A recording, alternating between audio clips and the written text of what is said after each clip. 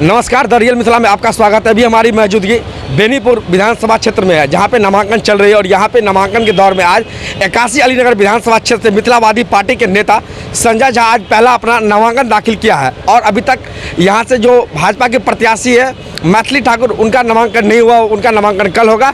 लेकिन मिथिलावादी पार्टी का आज पहला नामांकन हुआ है। आज आइए यहाँ के जो स्थानीय उम्मीदवार नामांकन लिए संजय झा जी, उनसे बात करते हैं। आशीर्वाद के बल पर, उनके सहयोग के बल पर मैंने पहला व्यक्ति आज नॉमिनेशन किया है अलीनगर के लिए। किस पार्टी से? मिथिलावादी पार्टी जी। महाराज, क्या आगे का रणनीति है, क्या विचारधारा है मिथिलावादी पार्टी? आगे का रणनीति ये है कि हमारा जो अलीनगर क्षेत्र है, जो विधानसभा है, इसमें नेता विहीन है।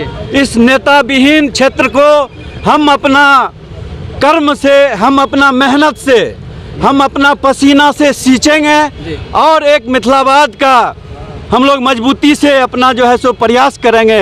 एनडीए से मैथिली ठाकुर मैदान में आई है अलीनगर विधानसभा से। जी सुने हैं। जनता पार्टी से क्या लग रहा है, मिथिलावादी पार्टी उन्हें हरा पाएंगे?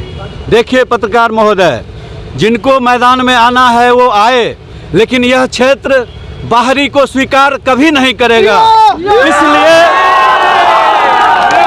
इनसे पहले भी तो बाहरी ही था, मिश्री लाल यादव भी तो बाहरी ही था।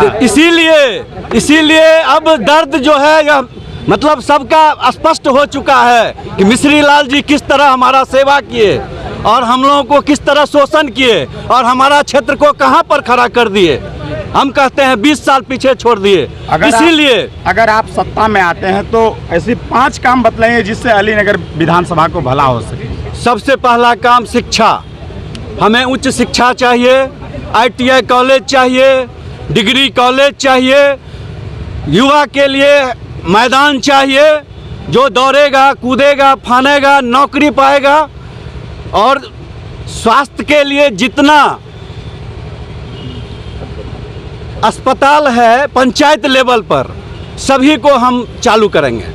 इसके लिए हमको जो करना पड़ेगा हम करेंगे। अभी आपने शिक्षा के बारे में बात की, स्वास्थ्य के बारे में बात की, क्या लगता है अभी स्वास्थ्य बढ़िया नहीं है? जी, अभी तक शिक्षा स्वास्थ्य बढ़िया नहीं है, इसीलिए उस पर काम करना है और यह 2 चूर हमारे समाज को बदल देगा। आपका नाम